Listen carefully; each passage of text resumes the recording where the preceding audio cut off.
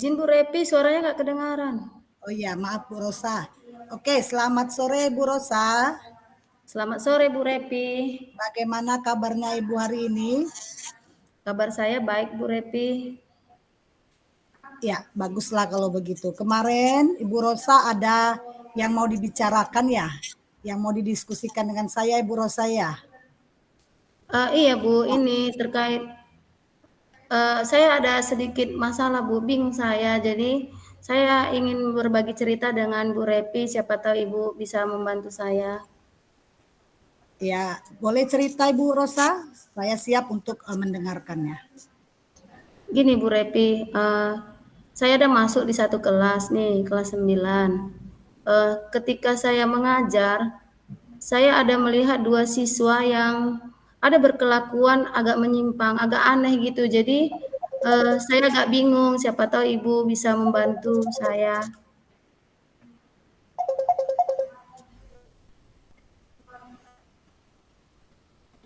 Maaf Bu, boleh diulangi Bu? Tadi kebetulan ada video call. Oke Bu. Ini gini Bu Repi, saya agak gimana ya?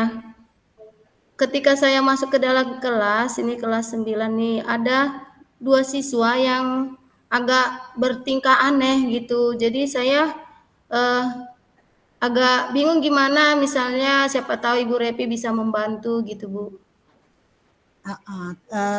Boleh Bu cerita kira-kira tujuan yang Ibu harapkan seperti apa dengan diskusi kita hari ini?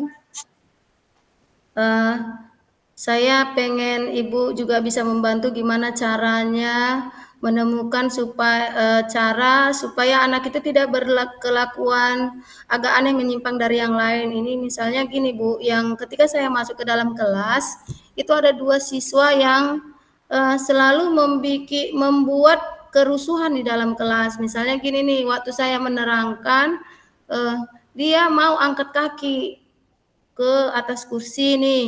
Terus kadang mau mengganggu temannya gitu. Ketika saya nanti dia pura-pura membaca tapi kuat suaranya dan yang lain terganggu Bu, gitu Bu. Kalau boleh tahu Bu Rosa, siswanya kelas berapa ya Bu Rosa? Kelas 9 Bu. Ya, kelas 9 ya Bu. Satu kelas berapa orang siswa anak Ibu yang Ibu ajar Bu? 21 orang sih Bu. Oh, 21 orang ya Bu Rosa ya. Iya Terus Bu. menurut Ibu setelah Ibu punya masalah tadi, uh, apa sih yang bisa Ibu manfaatkan supaya bagaimana merubah ataupun membentuk kelas itu menjadi kelas yang nyaman lagi untuk dalam proses pembelajaran. Adakah yang ide ataupun strategi apa yang ingin Ibu lakukan untuk menghadapi masalah tersebut, Bu? Ini yang memang saya perhatikan Bu, kedua anak ini nggak pernah melakukan yang uh, tidak mengganggu temannya, selalu mengganggu temannya. Kadang saya lihat sih dia kayaknya lebih senang pelajaran olahraga karena dia suka jalan-jalan Bu. Dia kayak belajar yang kinestetik ya. Padahal di dalam kesepakatan kelas itu kan sudah ada dibuat tidak untuk menghargai teman-temannya gitu Bu. Oh, ternyata Ibu sudah membentuk kesepakatan kelas. Iya Bu. Ya, itu saya rasa mungkin langkah yang cukup baik ya Bu ya. Terus menurut Ibu ini kekuatan apa yang Ibu punya dalam diri Ibu bagaimana untuk merubah kedua anak yang tadi memiliki uh, fokus belajar yang kurang gitu ya, atau ada tingkah-tingkah yang aneh yang dia perbuat gitu. Apa sih yang Ibu miliki kekuatan dalam diri Ibu?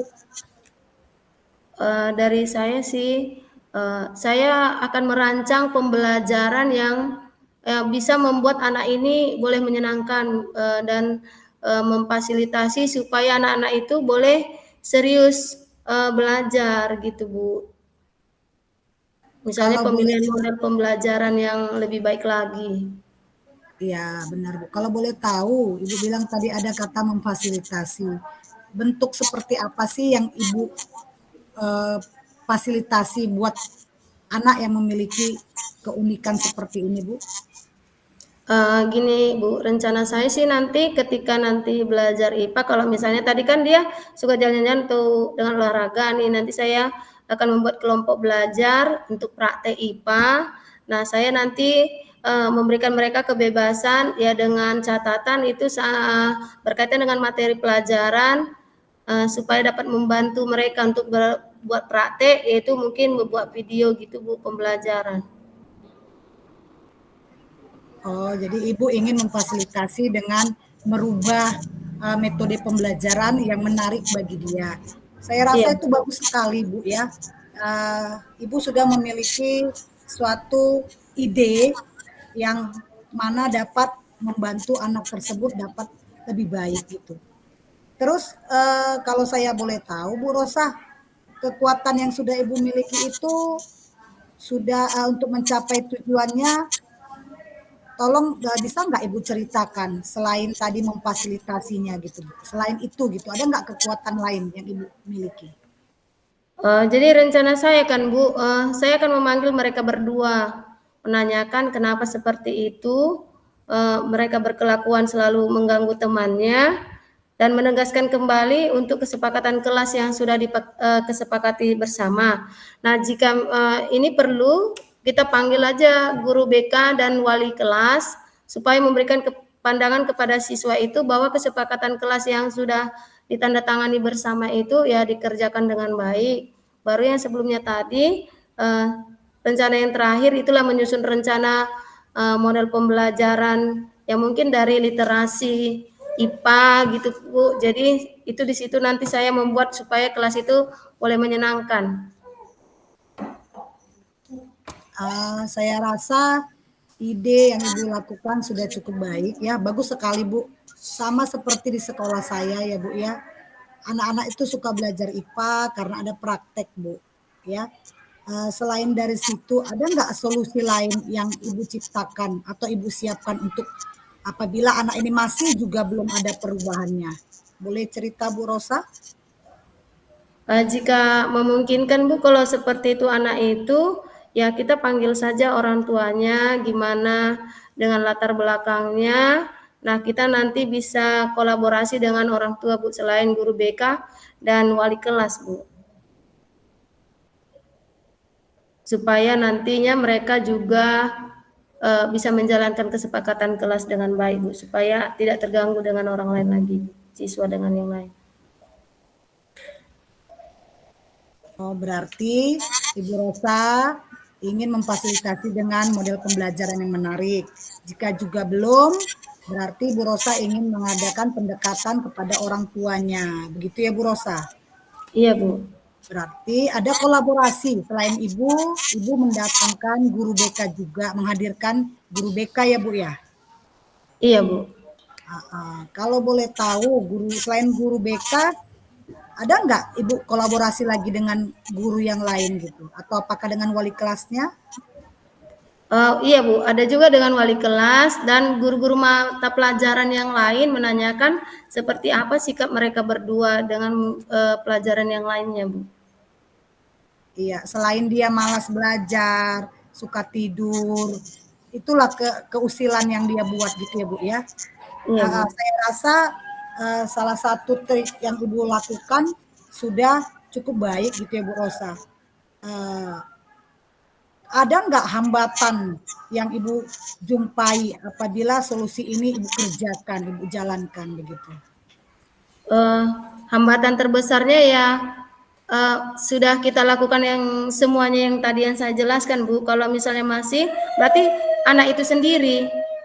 Itu yang kadang jadi hambatan besar. Anak itu tidak bisa berubah karena diri sendiri gitu Bu. Makanya perlu tadinya ya kolaborasi lagi Bu. Oh iya, berarti hambatan yang paling besar adalah datang dari diri anak itu sendiri ya Bu ya. Iya Bu. Kalau menurut Ibu Rosa, indikator keberhasilan Ibu itu nanti seperti apa? Nah, yang saya harapkan indikatornya Bu, supaya anak itu fokus belajar dan tidak mengganggu temannya di kelas. Dan saya bisa tegaskan kembali supaya anak-anak itu berkomitmen, siswa itu berkomitmen untuk menjalankan kesepakatan kelas yang sudah disepakati, Bu. Kalau begitu Bu Rosa, yang ingin Ibu libatkan dalam menjalankan komitmen Ibu ini siapa saja ya selain tadi, siapa yang tadi Ibu katakan? Ada wali kelas, guru BK, Ibu ya? Iya, saya sendiri, Bu. Iya. Jadi saya rasa itu cukup baik ya Bu ya, supaya anak itu ada perubahan dan untuk lebih fokus belajarnya di dalam proses pembelajaran yang ada berlangsung di dalam kelas. Jadi setelah itu ke depannya bagaimana tindak lanjut yang akan Ibu Rosa buat? Tindak lanjutnya Ibu mencari solusi dengan jalan terbaik ya, dengan melaksanakannya saja dengan kesemua siswa Bu, menyepakati kesepakatan kelas yang ada. Oh, Yaitu berarti setelah menghargai ini teman-temannya Bu. saya rasa tindakan yang Ibu lakukan ya sudah sesuai dengan harapan Ibu, yaitu berkomitmen untuk berkolaborasi dengan guru, BK, guru wali kelas, orang tua siswa. Yaitu Iya cara Bu. yang Ibu lakukan ini sudah cukup baik Ibu Rosa, yaitu untuk mempertegas konsekuensi daripada kesepakatan kelas yang telah dibuat oleh siswa. Begitu ya Bu ya? Iya Bu Repi. Ya, harapan saya semoga Ibu Rosa dapat menjalankannya ya Bu ya, dan dapat merubah daripada sikap anak tersebut dan sesuai dengan tujuan yang Ibu harapkan. Ada lagi yang ingin Ibu sampaikan? Ada lagi yang ingin Ibu sampaikan? Tidak Bu, terima kasih Bu Repi yang sudah membantu saya untuk memberikan ide-ide. Itu aja Bu. Oke, terima kasih Bu Rosa. Terima kasih Bu Repi.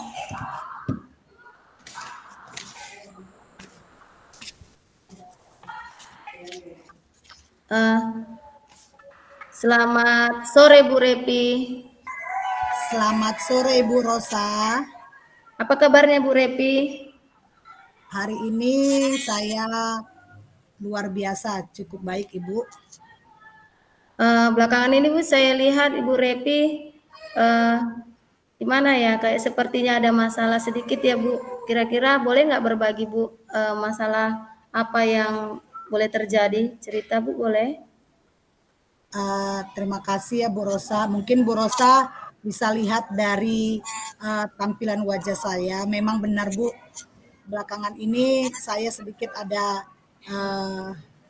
yang dipikirkan, yaitu yang berasal dari rekan sejawat saya juga di dalam pekerjaan saya Bu Rosa. Kira-kira apalah ya Bu tentang ceritanya Bu, rekan sekerja tadi Bu yang seperti Ibu bilang? Ya, begini Bu Rosa, kita kan sama-sama pendidik nih. Saya punya teman di dalam pekerjaan itu, beliau adalah salah satu PKS di sekolah saya. Bapak ini dia seorang bapak memiliki sifat yang menurut saya itu kurang layak untuk kita di dalam dunia pekerjaan. Bapak ini mudian Bu dan sedikit temperamen. Beliau ini kalau ada masalah dari rumah imbasnya ke sekolah. Jadi kemarin waktu hari guru, 2 hari sebelum hari guru Bu, saya boleh cerita sedikit. Beliau datang memang kebetulan udah agak siang. Beliau datang agak terlambat dan tiba-tiba beliau marah-marah di sekolah. Kebetulan kami lagi kumpul di jam istirahat. Bapak Ibu guru yang lain pada terkejut melihat beliau begitu Bu. Jadi watak yang seperti ini memang sebenarnya tidak asing lagi di sekolah kami.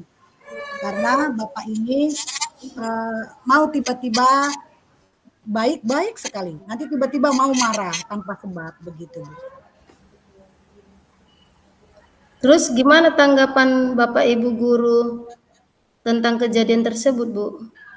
Iya, waktu beliau marah tiba-tiba datang marah, memang di situ kami sudah awal sebelumnya berkomitmen untuk ngadain lomba ya Bu, perayaan Hari Guru kemarin.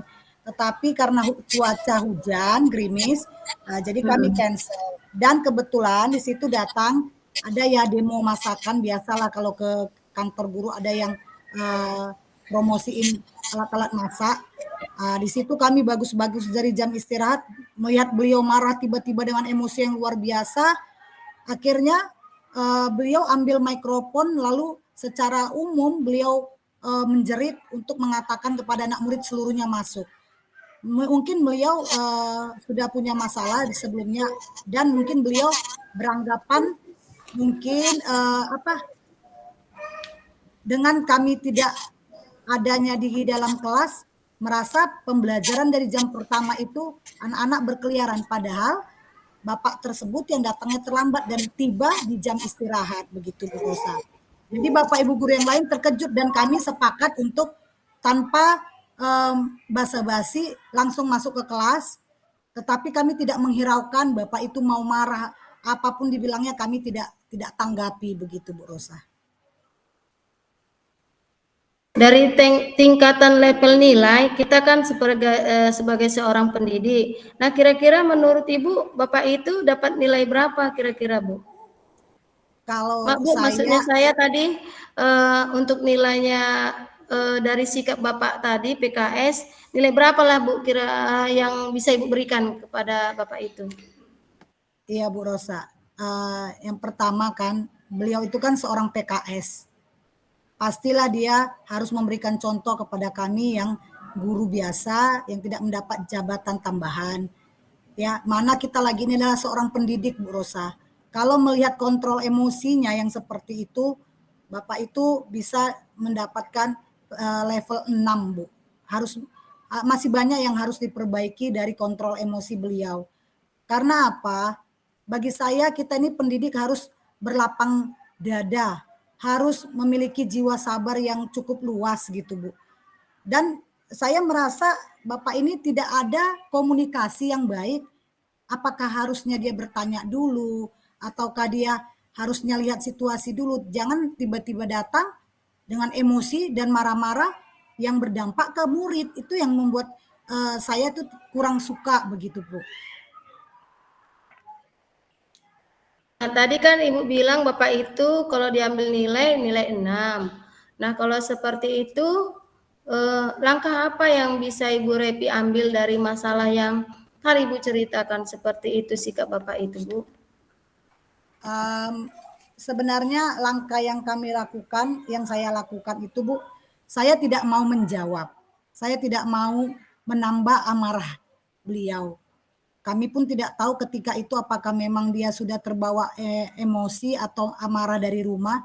Tetapi kami mendiami Bapak itu terus, Bu. Apa yang Bapak itu perintahkan, dia mau marah-marah sendiri, kami diam, kami lakukan tugas kami. Dan saya pribadi, saya tetap menjalankan tugas saya sebagai seorang guru. Di mana walaupun di situ dikatakan ada lomba-lomba lagi, kami sepakat untuk tidak mengadakan lomba. Karena apa? Kita juga manusia sosial ya Bu. Kita juga harus mempunyai etika di dalam pergaulan kita begitu. Jadi saya lebih bagus diam aja Bu kalau menghadapi orang seperti itu Bu.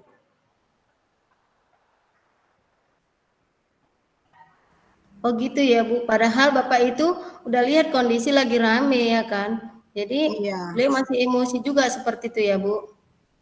iya benar Bu. Jadi yang menurut Ibu Repi lah, seharusnya sikap Bapak itu seperti apa gitu menurut Ibu Repi. Terus apa yang akan Ibu lakukan untuk mengatasi hal tersebut walaupun Ibu hanya diam saja gitu Bu?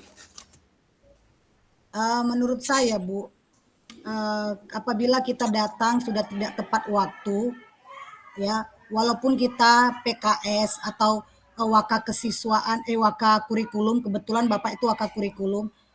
Kalau kita sudah terlambat Bu, sebaiknya kita itu menanyakan ke guru piket ataukah ke PKS yang lainnya apa yang terjadi, mengapa seperti ini gitu. Kita kan bisa komunikasi dengan lebih baik Bu. Bukan datang ucuk-ucuk dengan wajah emosi, dengan amarah, yang terimbas kepada anak murid. Itu kan tidak baik. Kita kan sebagai aktornya pendidikan gitu loh Bu. Kita memberikan contoh.